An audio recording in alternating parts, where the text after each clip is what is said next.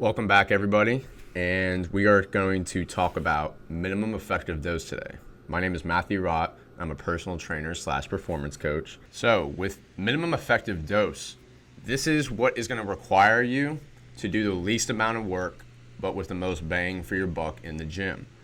So when we talk about minimum effective dose, we have to consider compound movements as number one. So some of the stuff we will be doing in the program, you will have isolation exercises. That's if you so choose to.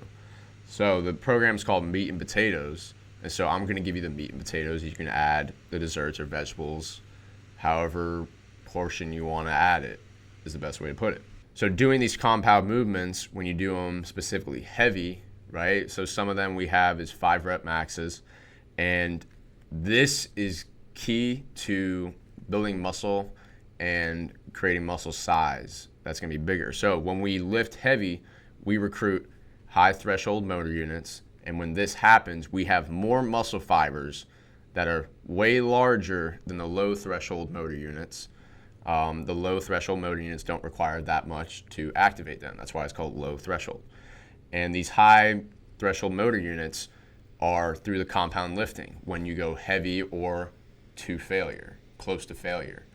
So that's the key. When you get close to failure, you're going to hit these high threshold motor units. That is because of mechanical stressors that go on in your muscle spindles.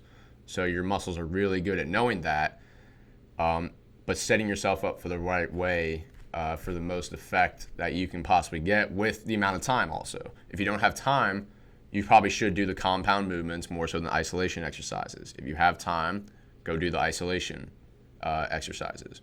With those isolation exercises too as well, if you have time, you can crank out a bunch of them to near failure. That's going to be really effective too at hypertrophic effects, so creating muscle size. This is to say that, doing 20 to 30 reps isn't going to get it done, but usually what science says is those last 5 reps are going to give you the best bang for your buck because you're warming up to when you're getting close to near failure. So like I said before, you're going to recruit different muscle fibers, the ones that are bigger and that have more muscle fibers than if you're doing it with, reps for ease and it's not intense.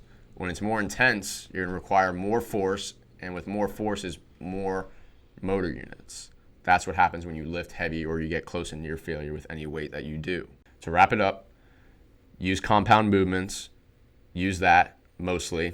You sprinkle in isolation exercises, and you can add whatever you want to it. Like I said, I'm giving you the meat and potatoes. You can add the vegetables and desserts however you want, when you want. Take this as it is. This is just advice and my recommendations from my bachelor's and master's degrees and all the study and research that I go through to give you the best and filtered information that I could possibly give you without getting you confused or making this seem like it's not possible. Compound lifting is going to give you a lot more bang for your buck because when you do these, it requires also strength training, but go into near failure, and that's going to activate more muscle fibers with bigger movements.